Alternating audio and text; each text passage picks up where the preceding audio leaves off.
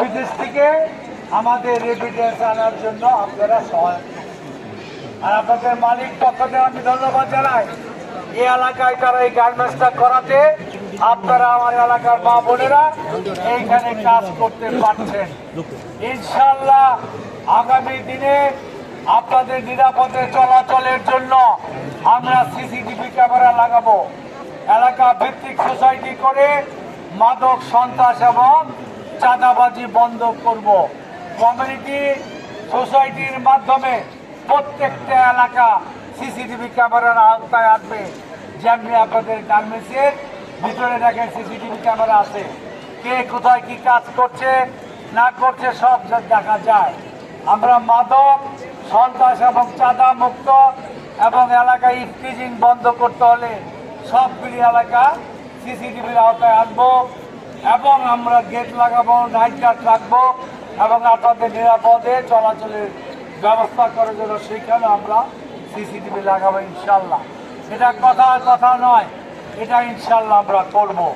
আর গ্যাসের সমস্যা সমাধানে আমি ইতিমধ্যেই গ্যাস কোম্পানিগুলির সাথে কথা বলছি।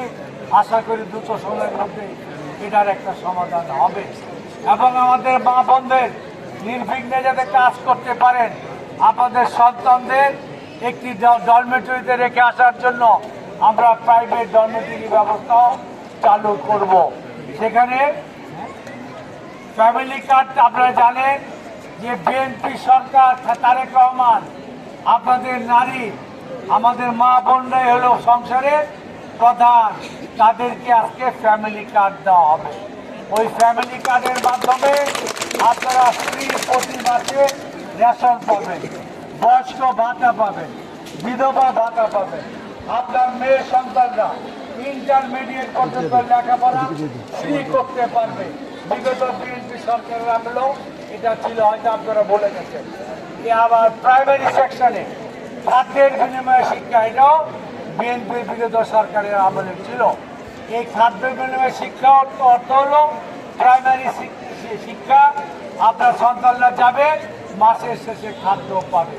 সুতরাং আমাদের সমাজে পিছিয়ে পড়া সন্তান এবং আমাদের মা বোন যারা আমাদের সমাজে অর্ধেক, তাদেরকে সমাজে সামনে এগিয়ে আনার জন্য বিএনপির তারেক রহমানের এই কর্মসূচি।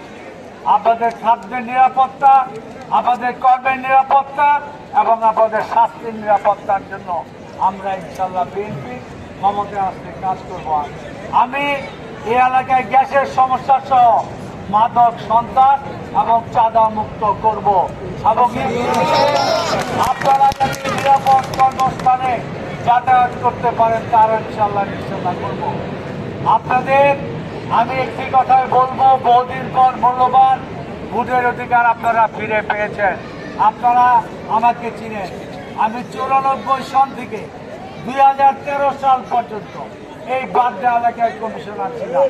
এই বাড্ডা গুলশানের লিঙ্ক রোড আমি করেছি, বাড্ডা হাই স্কুল করেছি, অনেক উন্নয়নমূলক কাজ করেছি। আপনারা যারা পুরনো গুলশানের গার্মেন্টসের কাজ করেছেন অনেকে আমার কাছ থেকে সার্টিফিকেট দিতে হয়েছে।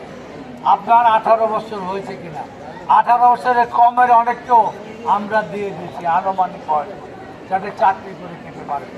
আমি বলতে চাই, দয়া করে যদি আপনারা আপনার মূল্যবান ভোটটা 12 তারিখে ভোট কেন্দ্রে গিয়ে ভোট দিয়ে আমাকে দেন, ইনশাল্লাহ আপনাদের কল্যাণের জন্য আমি আপনাদের পাশে থাকবো।